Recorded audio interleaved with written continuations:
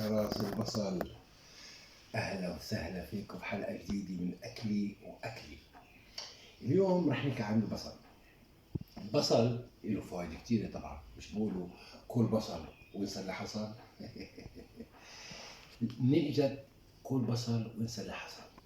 انا بقول لكم زمان لما انتشر مرض الانفلونزا بغيره الرشح، يعني الطاوس والإيحاء هيك والكركيب، اشياء هيك، وقتها مات منه ملايين، ما كانوش يعرفوا بعدين دواء للانفلونزا.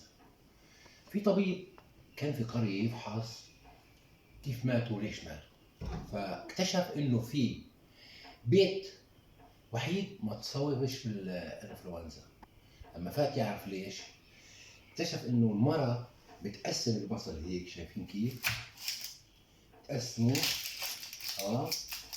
وبتحطه بقلب صحن هيك مقسم، شايفين كيف؟ وبتحط بكل غرفة بتحط صحن فيه بصل مقسم. ليش؟ سألتوني ليش؟ لأنه البصل بيمتص كل السموم اللي حواليه.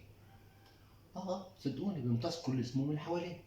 فأنا بنصحكم بهاي الأيامات تحطوا بكل أوضة من أوضكم صحن وفيه راس بصل مقسم عشان يمتص كل السموم اللي في البيت، وهيك انتم بتحمي حالكم.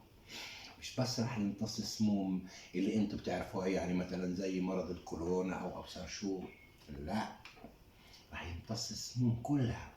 رح سم الحقد، سم الكره، سم العداوه، سم الحكي الفاضي، كل هذا السموم هاي رح يمتصها البصل.